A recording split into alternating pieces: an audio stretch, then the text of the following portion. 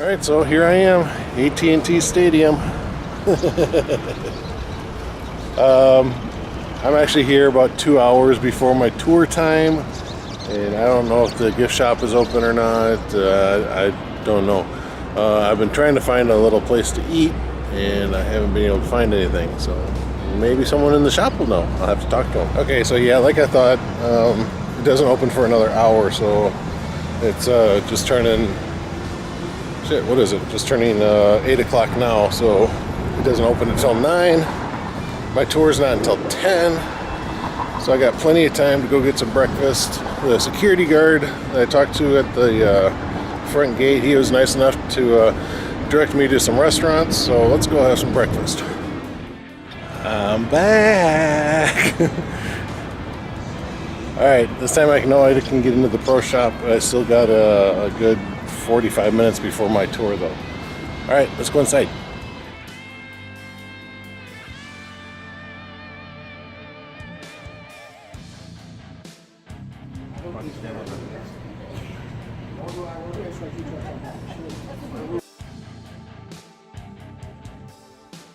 I can't believe I'm here. This is awesome. Never been to a Cowboys game, but here I am at the stadium. Got Emmett Smith's name up there. The Ring of Honor. Awesome, awesome, awesome.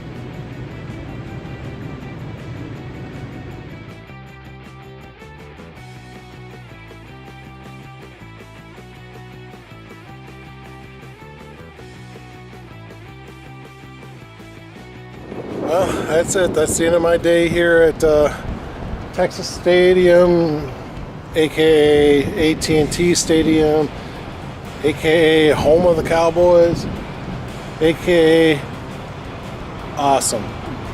Just amazing. This is you can't put it into words. Out of all the stuff that they do here, I mean, they do stuff almost every day here. And I mean, they've had weddings, funerals, just everything. Divorces. They've had divorce parties here. Tour guide was awesome. Marcus, he was great. Funny, ex-Army sergeant, knew how to talk to people, had a good military sense of humor, if you know what I mean. He actually reminded me a lot of the that old Marine that they used to have on TV, doing a lot of the military shows and stuff. I can't remember his name. He just passed away recently, but reminded me a lot about him. But the stuff that he would tell us, the world's records that this building has had. The largest venue wasn't even a basketball game. It was 109,000 people for a basketball game, of all things. The very first game ever played in the stadium wasn't even a football game. It was a soccer game. Concerts. They put tables, like folding tables and stuff, from one end zone to the other, and made the world records for the world's largest sushi roll. Yeah, just stuff like that. I mean, that's funny. I like it. I like it a lot. World record, the highest dome, highest indoor space, the rooftop. I thought the roof was the only thing that opened, and it's not. But the roof opens in like 10 minutes. The fastest ever of any opening dome roof. What was it? The ends on either end of the building. They've got these huge doors that slide open so they can have open ventilation from one side of the building to the other. I mean, it's just huge. We got to go into Jerry Jones's personal box. Unfortunately, we didn't get down into the family box, but that's actually just below. I mean, there's other tours available here. You can go on an art tour here. I mean, it's just amazing the stuff that they can do here. You can rent a space on the field. That's how people do their weddings. They rent a space on the field, like 5 or 10 yards, and, it's just amazing. Seeing that jumbo screen, it's phenomenal too. I mean, that's just mind-boggling. They can lower that thing to 25 feet off the field, and then they can raise it up almost all the way. Because when it was first originally put in, it was statically built. It didn't move. But anybody that watches football, the kickers always like to see if they could hit it. So they moved it up. And in fact, it wasn't because of that they moved it up. There was another venue that came in, and they had to have it moved up. I think Bono and YouTube, they were going to do a concert here. Bono's like, no, I need more elevated space. So Jerry Jones dipped into his deep pockets and put the screens on to a pulley system. Now the screen can be raised and lowered to whatever height they want. The screen system itself, it's not one big monitor, okay? It's like thousands of little ones. And the tour guide, Marcus, was saying that if one of those goes out, which happens, they just pull out that one monitor and replace it. Now the thing is, those things are actually fairly small because there's like thousands of them, and they just replace the one. And if one goes out, it'd be like missing like a postage stamp, on a regular TV. I mean, that's how big they are. It's just, but gosh, I'm trying to think of all the stuff that he told us and places that we were in a a private box. You know, we got to go inside and see what a private box looks like, and the people that lease those things, they can do whatever they want with them. You know, they have a box for Mary Kay. You know, he says he hates working in that room because it's like working in a Pepto-Bismol box. You know, everything's all pink. He's got another one that's the guy is a oil billionaire, and he's got his room set up as an oil refinery. You know, and you know he's got like a pump and stuff like that. It's just amazing what those guys do. But yeah, that was a good tour. I'm glad I came. Go Cowboys!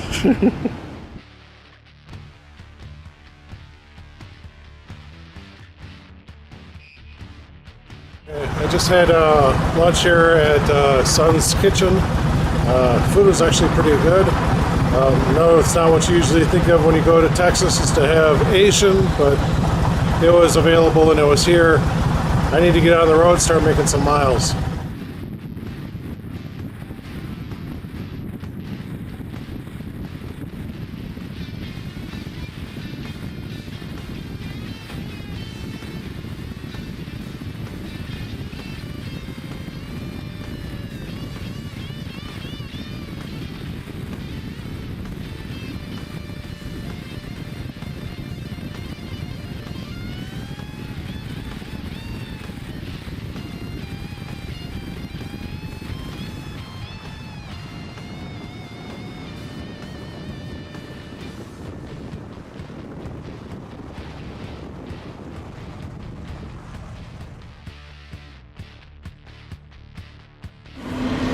Pulled into a Lowe's just to take a little bit of a break, get some Gatorade. It's hot and it is still windy, but I'm kind of traveling with the wind, so it's not blowing me all over the place. But the wind and the heat, you know, it still takes a lot of it, a lot out of you. See what I mean? I can barely talk. I get a reflection off of my Speedo bezel from the sun, and it like glares right up into my face, and I'm having to squint so much that it's actually making me feel tired. It's just kind of weird, you know. I mean, I'm on the road for like 5 minutes, and all of a sudden I'm starting to feel drowsy just because I'm squinting like this, trying to figure out what I can do to keep that from happening. All I can think of is put some Scotch tape on it, or you know, some masking tape or something. So I'm finally in Oklahoma, and I did stop here at the Lowe's here and get my shot glass. Now, the Cowboy Stadium is the only thing I really planned on doing on today's portion of the trip. So I'm just going to kind of go through Oklahoma. I'm kind of taking a roundabout way. I want to spend enough time to say that I was actually in Oklahoma. When I was first mapping it out, I was like barely nicking a corner, and it was like, no, that doesn't count. So I'm up on 75, and I'm kind of looping up and around, and I will eventually end up in Hot Springs, Arkansas.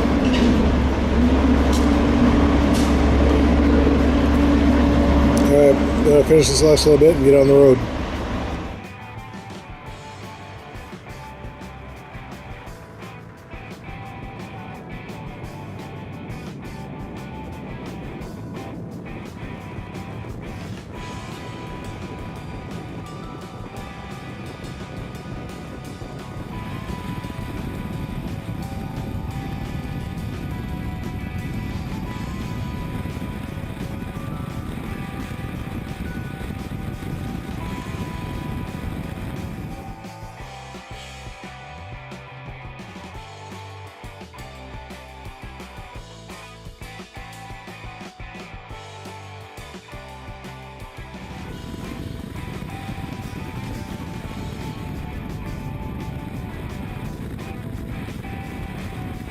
Through a town called Antlers, Oklahoma.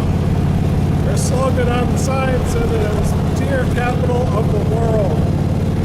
Don't know if that's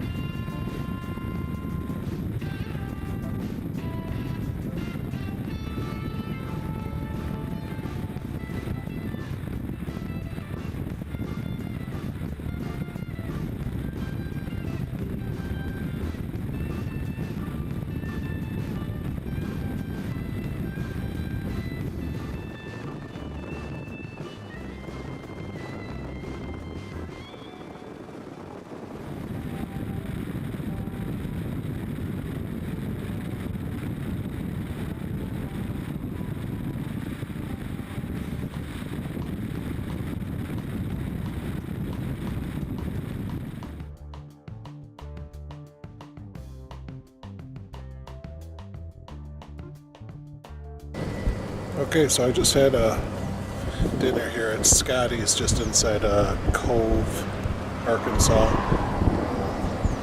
I've been driving some wonderful roads, 144, and then drop down to 4. Now that I'm in Cove, I'm going to hit 71, take that north, hit up with 88, and take that through the park. So let's go.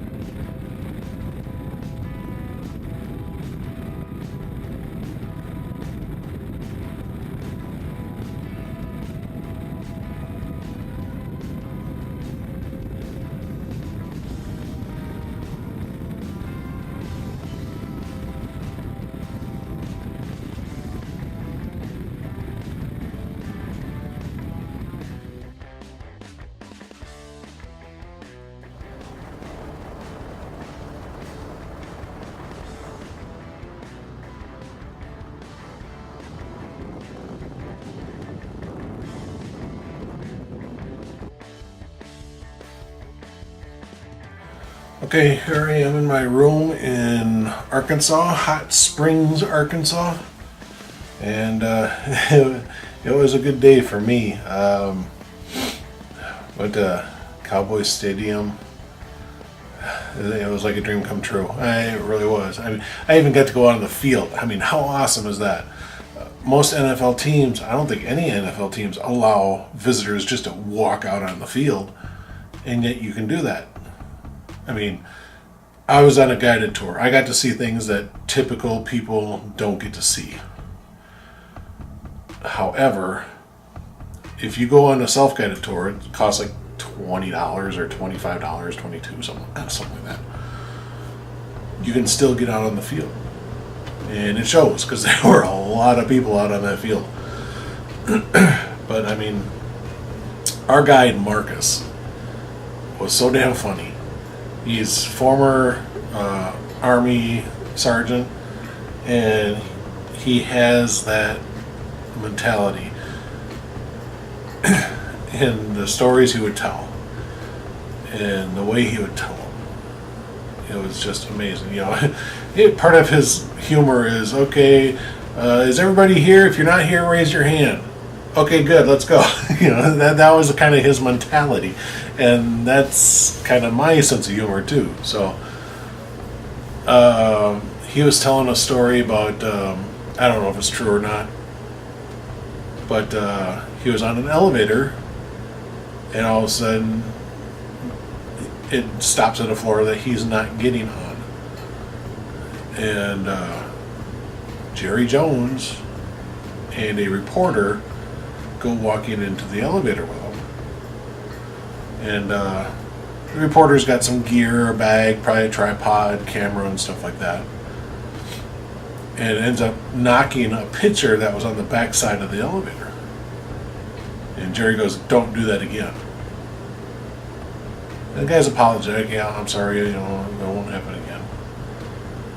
But then as they're getting off the elevator, he bumps it again. And Jerry, I guess, looked at him and says, "I warned you." Reaches out, grabs his press pass lanyard, pulls it off of him, calls over a security guard. He goes, "Get this guy off my property." So Jerry can kind of be a hard ass. But at the same time, that's kind of what I like about him. He was the one owner that told his players, "You work for me. You do what I tell you to do. And for the national anthem, you will all stand." And that's what he did. And to me, that's kudos to him. There were so many other stories. I can't actually remember them all. So many records that have been broken in that place, and so many attendance records, and the people that they've had in there is just amazing. And just a week before I was there, maybe a week and a half before I was there, they held the draft there. And there was no sign of it anywhere. It's all been cleaned up. It's all been converted back over to normal status. It's also kind of interesting too that that field is basically all Velcroed into place. Every 5 yards is a new carpet, and it's all Velcroed into place. So yeah, that's interesting. They can, if they're hosting a college football game, they can roll up the Cowboys end zone, take that away, bring out whatever college is coming to visit, and lay that down, and now they got the college logo on the end zone. That's cool. And the building is so huge that it dwarfs everything in comparison. I'm not talking buildings. I'm not talking it dwarfs, the Redskins facility, or if it dwarfs the Cardinals facility. No. I'm talking when you're in there. They got a row of speakers. I think there's 5 or like 5 or 7 of them down each side. And those bank of speakers are bigger than a Volkswagen bus. Not individually, but the bank of speakers. But they don't look that big because they're so high up and so far away, they just don't look that big. But they are. Yes, I'm just trying to think of, we got to go into the cheerleaders' locker room. That was kind of cool. And then we also went into the Cowboys' locker room, which was pretty cool. I found Jason Witten's locker. I tried to take a picture of it, but I don't know if his name's going to show up or not. I did take a picture of me next to Jalen Smith and Sean Lee's locker. Those were right next to each other, so I got a picture of myself with those lockers. Yeah, it was pretty cool that you could see that and experience it. And what you can do in those lounges and stuff like that, the personal boxes and stuff. Basically, as long as you're leasing it, you own it. You can do whatever you want to it. So I think that was kind of interesting.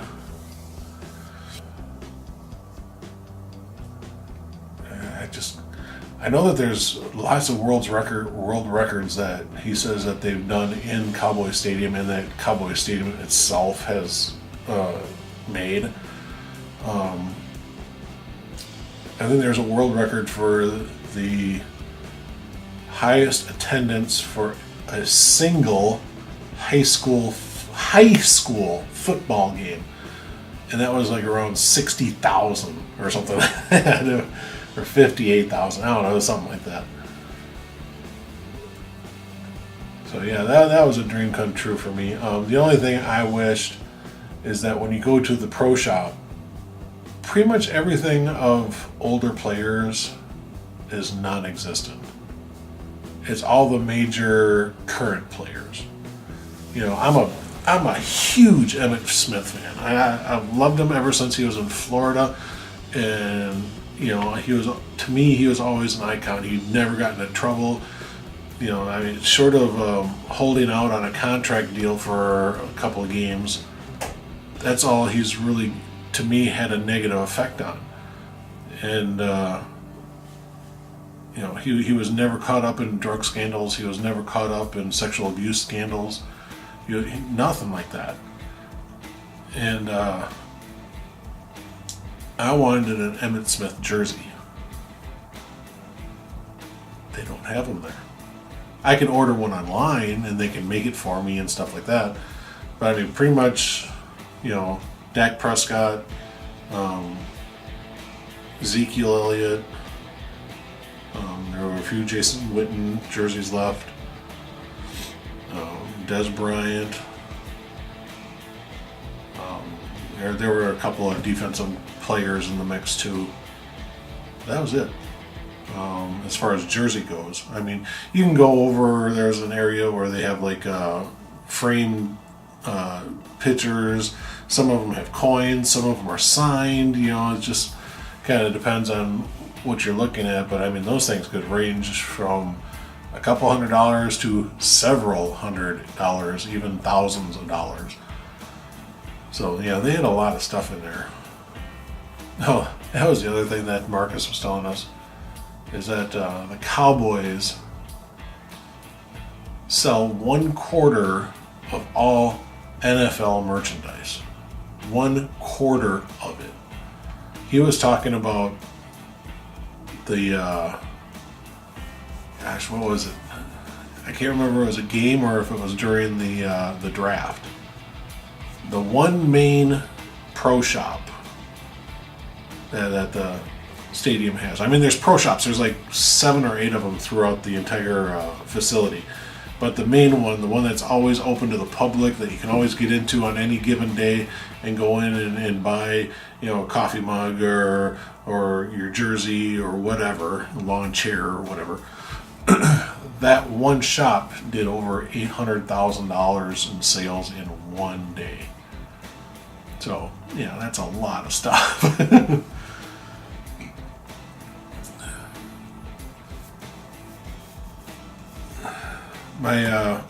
Once I was done at the stadium, then I actually had a hard time leaving. I really enjoyed being there. It was fun. It was great being out on the field, and you can walk the entire field. I mean, you're inside there, and you can do whatever the hell you wanted, short of stripping naked and running up and down. But I mean, they had some kids that were throwing footballs around. Some people were doing like a little scrimmage game, like a 3-on-3 scrimmage. While we were taking our tour, I think they were elementary kids, like upper elementary, like 4th or 5th grade, had shown up, and they were doing like a physical fitness day. They would have to run 10 yards, do a couple of jumping jacks, run another 10 yards, do a few push-ups, run another 10 yards, do a few sit-ups, then get up and run back, and it was a relay, and then the next kid would go and stuff like that. And there was 7 or 8 rows of kids that were going across the field, and each row had probably 10 kids in it. So yeah, I mean, it was amazing the stuff that was going on there. And I mean, this is just a typical day. I think I saw 3 or 4 different groups of kids that had come out onto that field. And that was just the ones I saw. I mean, when we were taking our tour, we were away from the field for quite a while. So who knows what's going to happen in the time that we weren't able to see the field.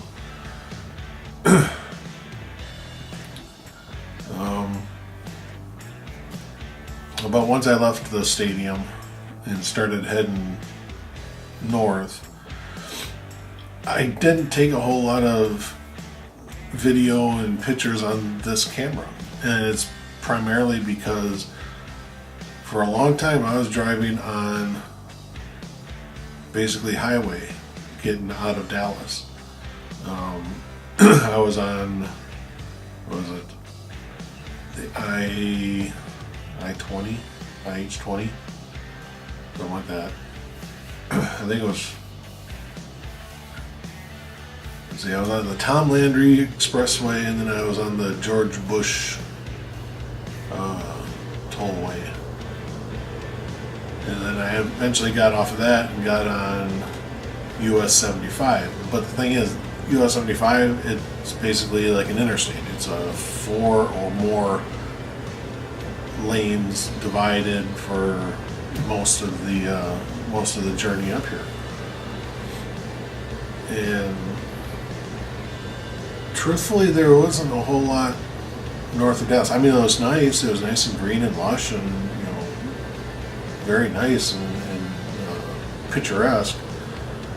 But just because I was on that multi-lane divided highway, I just didn't take any pictures. To me, there wasn't really much to take pictures of. I wasn't going over large hills to get scenic views or anything like that. It was nice and pleasant, but it wasn't great. One of the things that did help me was that the wind was wasn't exactly north and south like it has been for the past few days. It had more of a northwesterly direction to it. So I was getting pushed a little bit, but not too bad. Most of the pushing was actually from behind me. Once I got into Oklahoma, I was still on the US 75, and I was actually getting deja vu feelings of I'm in Wisconsin. Just small rolling hills, kind of flat, not bad. I mean, I could have mistaken it for US Highway 14 going into Madison. I mean, just yeah, there wasn't a whole lot of difference. And then when I got off of 75, Where was I? Atoka? Yeah, I think that's where I got off. And got onto 3, and that's State Highway 3, and then eventually made my way over to 144. Now that was fun. Oh man, 144 was like the epitome of my riding. It had nice tight curves, up and down hills, curves on hills, at the bottom of hills, in the middle of the hills. It was awesome. I had the biggest freaking smile that I could ever produce. And I had my GoPro. I had it on for most of it, so I'm going to have to go through and pick out some really good stuff because, it was great. At one time, I even had a turkey come flying up out of the grass and come right in front of me. And this time, I had my GoPro on, so I should have caught it. Last time that happened, I had a turkey fly out in front of me, and it was staying right in front of me, and I thought my GoPro was on, and it wasn't. But this time, this one came up out of the grass and just went across, and I actually kept looking at it. My GoPro is here now, and I just kept watching it. So I should have it.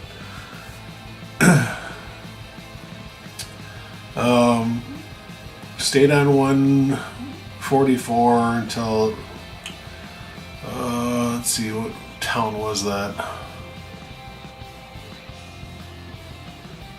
Can't think of it offhand. I think I connected with like 259 or something like that, or 258. Anyway, I went south for a little while, and connected up with 4, and 4 was just as much fun. It took a little bit to get the roads going, but once they were there, those curves were there again. So the only thing that pissed me off was that I kept on getting a car in front of me, slowing me down, and I had to wait for an area that I could pass them in. But short of that, it was great. Stopped off in Cove, and had a nice little dinner at Scotty's. There wasn't much on the menu. I mean, there was. They had junior burgers and they had regular burgers. I don't know what the difference is. I ordered a bacon cheeseburger, not double, just a standard single patty, and onion rings. But I mean, they had regular hamburger, double hamburger, triple hamburger, all those with cheese, all those with bacon, all those with other things added onto it, and each one of them was listed separately. And then they had a crap load of sides. So they got fries and tots and onion rings and wings and one taco that was a side dish.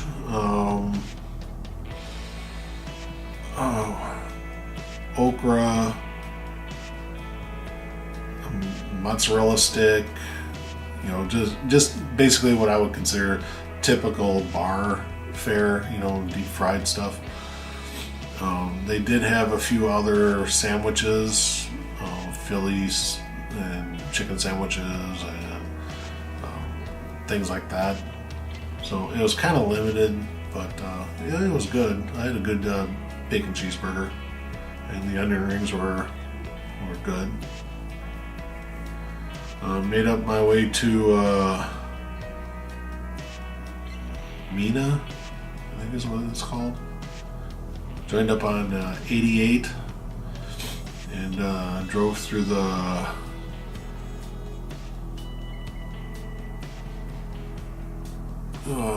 what's the name of that forest? It's a national forest.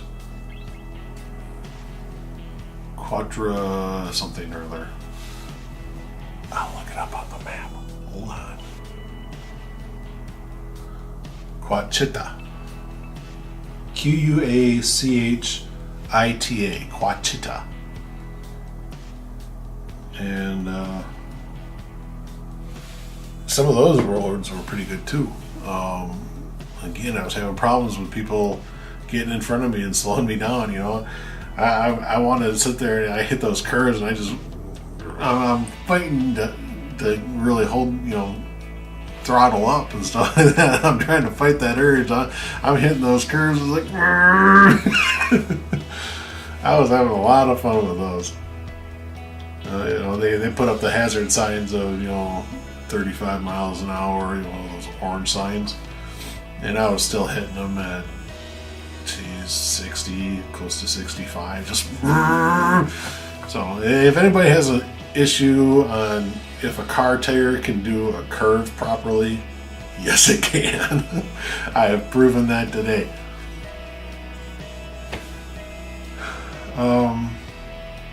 Trying to think. I talked to a biker couple at a gas stop, and they live in the area. They're just out for a drive. They were off of work. Apparently he works over the weekends, so his days are off are usually during the week. They were riding a nice Gold Wing. I talked a lot with the people that were in my group, during the tour, but that to me doesn't count. So anyway, I think that's the end of my day. I'm sure I'm missing stories and stuff like that I had happen. My mind tends to go blank sometimes. I get so much information and I'm trying to keep up with stories and what I want to say, and I just can't always keep them all in my head. So, tomorrow, what am I doing tomorrow? Graceland tomorrow. That's pretty much the only stop that I have planned for tomorrow. Kind of like today, it's just the one. I do plan on also, since I'm in Memphis, I'm going to have Memphis barbecue. I had Kansas City.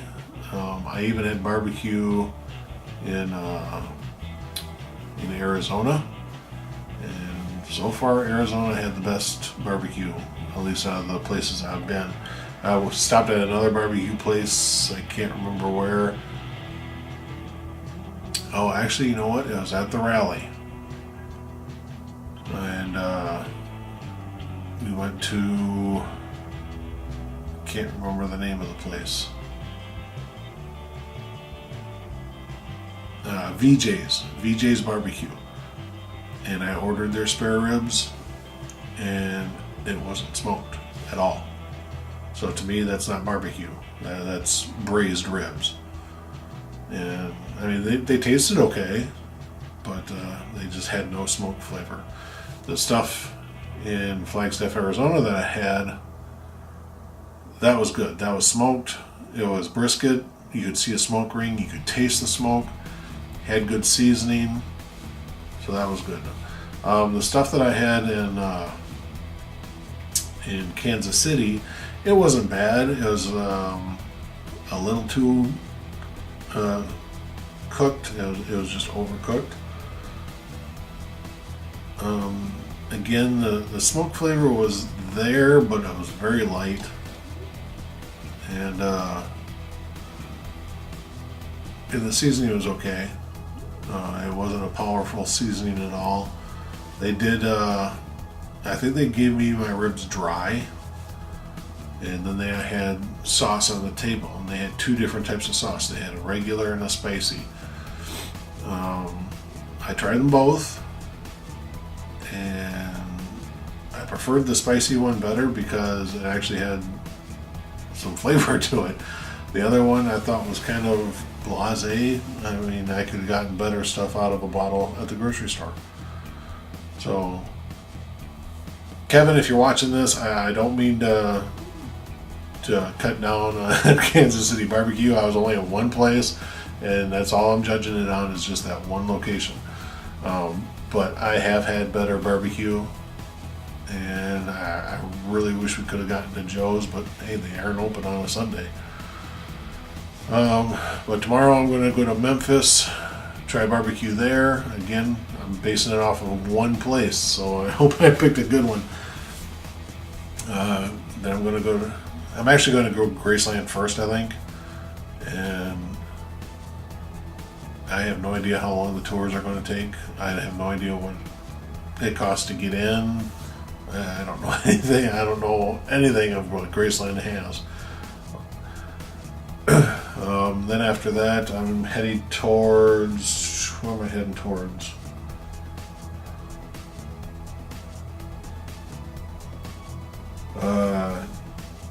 Dyersburg,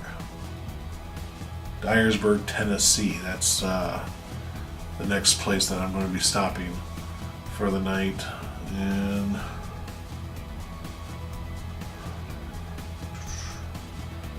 it's going to be roughly 300 and something miles again.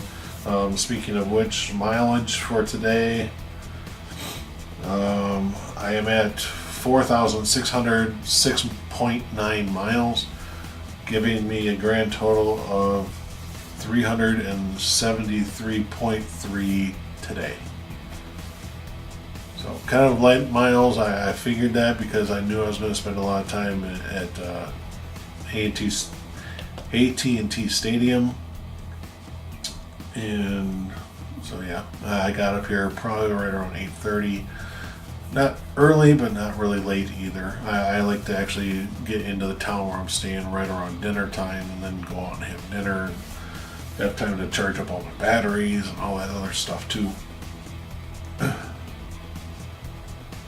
So I think I'm going to call this video done for the day. Short of my my Cowboy tour, and then hitting that 141 and the 4 here in Oklahoma, and then in Arkansas.